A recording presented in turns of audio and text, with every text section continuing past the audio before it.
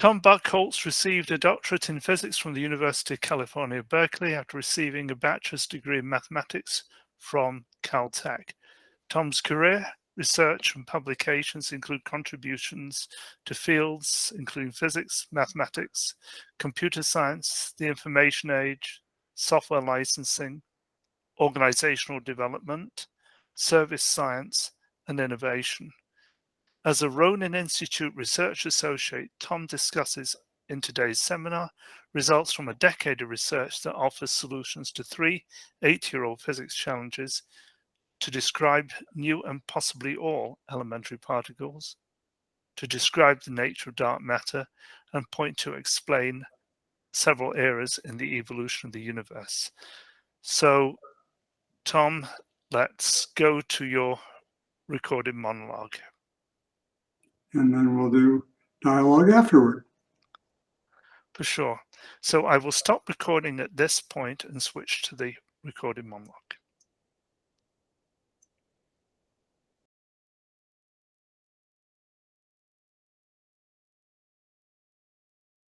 Hello, I'm Tom Buckholtz. Welcome to this presentation. Please anticipate that this presentation includes synthesized voice. This presentation discusses the tiny and the vast, predictions about elementary particles, dark matter, and the cosmos. Some results that I present include suggested predictions for new elementary particles, explanations for effects and data that people associate with the term dark matter, and explanations regarding eras in the evolution of the universe. People have pursued each of those 3 challenges for at least 80 years. My work seems to suggest that it might be hard to meet some of the challenges without meeting all 3. I discuss bases for some modeling underlying those results. I discuss other results of my work and that my work might help people achieve. This presentation emphasizes results of my work. This presentation does not emphasize bases for modeling that underlies my work. For further details and information regarding results or modeling, please feel free to look at my websites or to contact me.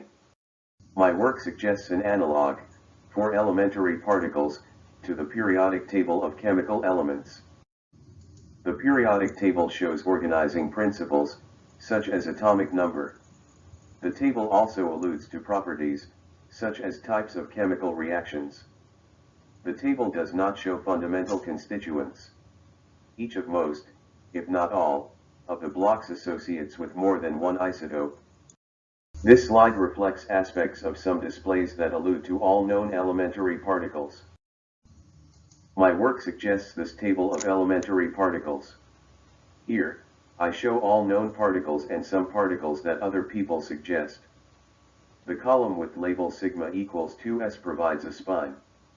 Here, s is the spin, as in the physics expression s times s plus 1 times h bar squared. The table shows so-called subfamilies of elementary particles. All particles to the left of the spine have positive mass. Some of those particles have zero charge. All particles to the right of the spine have zero charge. Some of those particles have positive mass. Some elementary particles appear, in today's universe, as far as people know, only in protons, neutrons, and other hadron-like particles. The name for each subfamily consists of the number sigma followed by a letter. Let's talk about each row. The row for which the spin is 0 includes the 0H subfamily. The subfamily contains just the Higgs boson. The 0I subfamily would contain just the so-called inflaton that some people say played roles early in the history of the universe. The next row alludes to, exactly, all known elementary fermions. From left to right, there are 6 quarks, 3 charged leptons, and 3 neutrinos. In the spin 1 row, the 2W subfamily includes just the Z and W bosons. The 2U subfamily includes just the 8 gluons. The 2G subfamily includes just the photon. Some people suggest that nature includes gravitons. The chart shows a place for a so-called 4G subfamily. For each one of this chart and some similar charts, The bottom portion of the graphic provides a legend for the table that lies between the title information and the legend information. My modeling outputs so-called solutions to mathematical equations that match all known elementary particles and suggest elementary particles that people have yet to find. The suggested particles associate with the following subfamilies. The 0I subfamily includes just the so-called I particle, or the would-be inflaton. The 1R subfamily features so-called arc particles. These particles would be zero-charge analogs to quarks. In today's universe, these particles would appear, along with gluons, only in hadron-like particles. These hadron-like particles would contain no charge and would measure as dark matter. In the 2J subfamily, the 1 particle, or J particle, would have spin 1 and 0 mass. One of its roles might associate with the Pauli exclusion force, which prevents pairs of fermions from occupying identical states. Regarding the G family, my work suggests not only a graviton, but also a spin 3 particle and a spin 4 particle. My work suggests a description for dark matter. People report ratios of dark matter effects to ordinary matter effects. Some inferred ratios of dark matter to ordinary matter pertain to galaxies. Hadron-like particles made of arcs and gluons might associate with people's notions of cold dark matter. However, it seems unlikely that these particles alone would suffice to explain inferred ratios of dark matter to ordinary matter. This chart shows ratios of dark matter to ordinary matter that people report. There might not be very many reports, but perhaps the results point to what might someday become seemingly prevalent approximate ratios. Some of the ratios are approximately ratios of integers.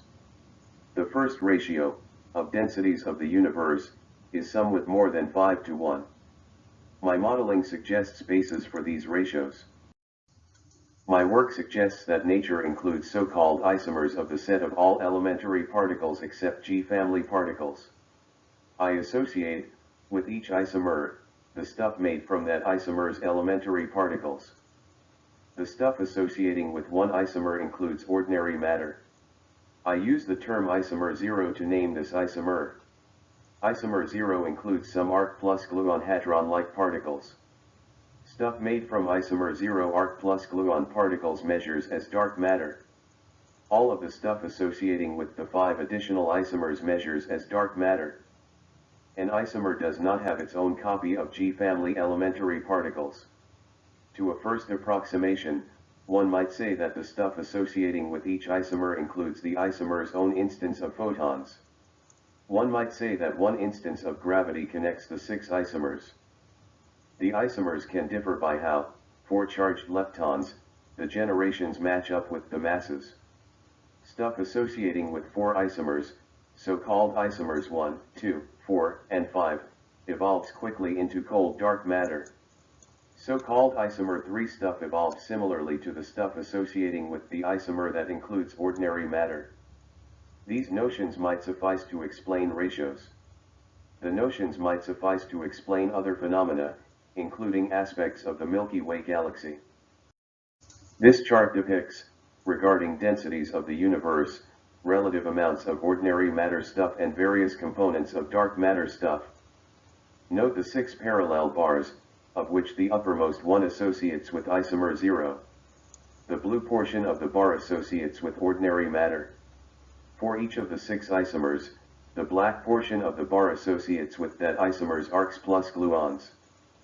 The chart gives a visual explanation for why the relative density of the universe for dark matter is somewhat more than 5 times the relative density of the universe for ordinary matter, namely, that the stuff associating with each isomer's arcs plus gluons measures as dark matter. To explain ratios of dark matter to ordinary matter, I need to provide information about my modeling. This information also provides perspective about my work regarding other topics, including elementary particles and cosmology. After discussing modeling, I return to the topic of dark matter ratios and proceed to topics in cosmology. The two-word term extant modeling denotes modeling that other people use. Extant modeling tends to describe motions of objects and changes to objects. The two-word term proposed modeling denotes new modeling that I suggest. Proposed modeling tends to describe properties of objects and properties of forces. Whereas much extant modeling has basis in mathematics pertaining to continuous functions, much proposed modeling has basis in so-called double-entry arithmetic. Double-entry arithmetic has similarities to double-entry bookkeeping. Adding a number to one side of an equation requires adding the same number to the other side of the equation. Proposed modeling does not necessarily depend on choosing between extant modeling models for motion. Proposed modeling discusses how to unite extant modeling and proposed modeling. Proposed modeling has a basis in the notion of isomers. Proposed modeling has a basis in the notion that long-range forces, or interactions mediated by G-family elementary particles, can model as having components. This notion has parallels to extant modeling in which an electromagnetic field models as including an electric field and a magnetic field. Extant modeling uses two harmonic oscillators to model a photon. Extant modeling tends to associate with 4 dimensions, 3 spatial and 1 temporal. Proposed modeling suggests 4 oscillator modeling for a photon. Here, in line with extant modeling, the third spatial oscillator cannot excite. This 4 oscillator modeling provides a starting point for developing much proposed modeling, including the notion of double-entry arithmetic.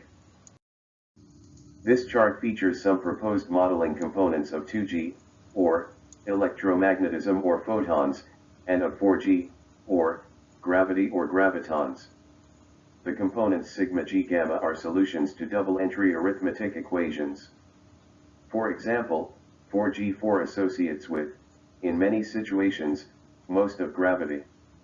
For Newtonian modeling, 4G4 associates with an attractive force, with a monopole, or radius to the -2 power, spatial dependence of force, and with a span of 6, as in 1 mostly ordinary matter and 5 all dark matter, isomers. If the source of the gravity rotates, 4G48 provides a next-order adjustment. The word repulsive pertains. The word dipole pertains. I think that this component associates with, regarding general relativity, rotational frame dragging. Each of 3 instances of 4G48 has a span of 2, not 6 and not 1, isomers. The following remarks pertain regarding large-scale aspects regarding the evolution of the universe. Generally, dominant effects transit, over time, from effects that associate with 4G rows toward the bottom of the table to effects that associate with 4G rows closer to the top of the table. Similar changes in dominance occur, more quickly, on smaller scales.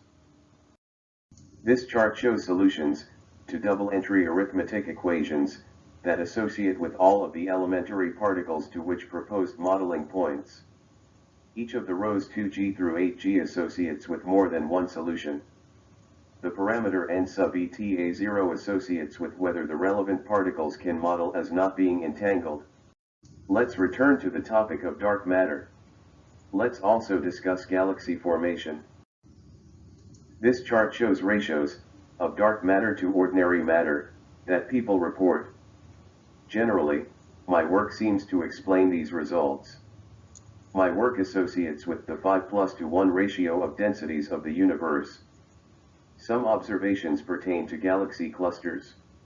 One might suppose that the galaxy clusters are large enough to approximately reflect densities of the universe. One observation pertains to the depletion of cosmic microwave background radiation. People attribute half of the observed depletion to hyperfine interactions with ordinary matter hydrogen atoms. I suggest that the extra depletion might associate with isomer 3 hydrogen-like atoms. Regarding galaxies, people report various ratios. One paper aggregates results from studies of early galaxies, for example galaxies that associate with redshifts of around or more than 7. Observed earlier galaxies have ordinary matter stars and very little dark matter. Later galaxies have ordinary matter stars and more dark matter. Early on, 4G246 attraction, which has a span of 1, helped form ordinary matter clumps. Stars formed. Over time 4G48 repulsion drove away isomer 3 stuff and some isomer 0 stuff, while 4G4 attraction attracted cold dark matter that associates with isomers 1, 2, 4, and 5. That explanation comports with other observations of later galaxies, for which ratios approximate 4 to 1. Via a similar scenario, other isomers can form original clumps. If those isomers are not isomer 3, there is another path toward galaxies that exhibit ratios of 4 to 1. Via a similar scenario, my work suggests the possibility for galaxies that feature isomer 3 original clumps and little ordinary matter. There are reports of so-called dark matter galaxies. People observe ordinary matter stars and estimate a small non-zero density of ordinary matter. My work suggests an explanation for aspects regarding the rate of expansion of the universe and suggests eras that might precede the so-called inflationary epoch. This illustration suggests aspects regarding the evolution of the universe. The figure features notions pertaining to stuff that becomes large-scale objects. Throughout the evolution, objects move away from each other.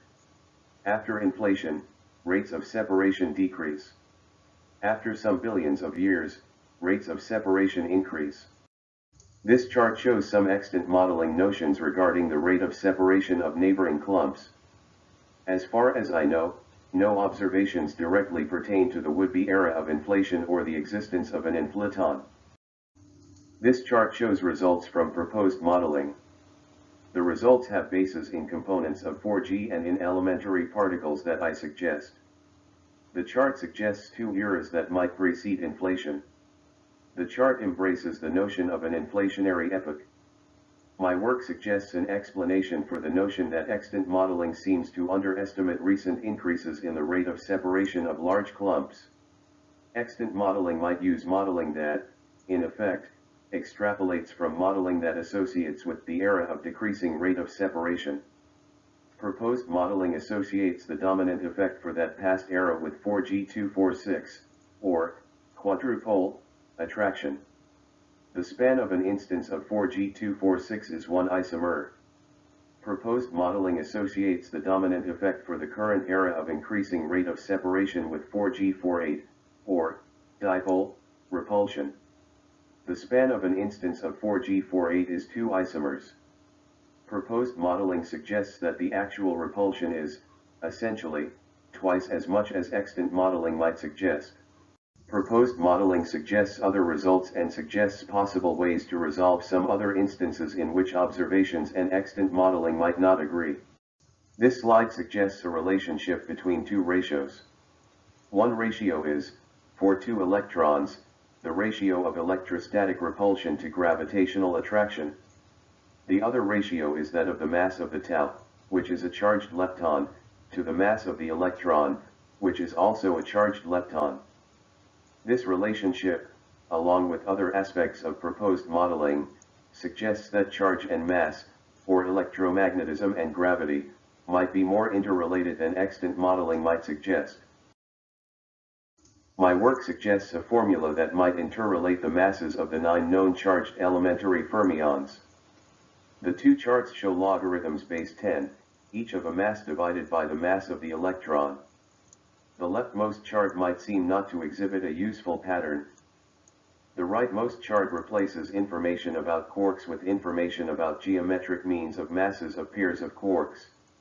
This chart seems orderly, though, for each column, the increments between neighboring numbers are not uniform. I suggest that extrapolation based on the formula points to masses for neutrinos and for arcs. Also, from a perspective of modeling, the position of the tau associates, at least indirectly, with differences in the evolutions of stuff associating with various isomers. This chart discusses suggested rest energies for elementary fermions. My formula that might calculate the rest energy of the tau produces the result that the chart shows. The standard deviation reflects the standard deviation regarding the gravitational constant. 8 standard deviations of calculated tau rest energy fit within one standard deviation of measured tau rest energy. I take the formula that links the masses of the 9 charged elementary fermions and extrapolate to suggest rest energies for some arcs. For neutrinos, astrophysics suggests a range for the sum of the masses of the 3 neutrinos. My work can comport with that range in either one of 2 ways. One way is that all 3 neutrinos have a rest energy of about 3.4 times 10 to the minus 2 electron volts.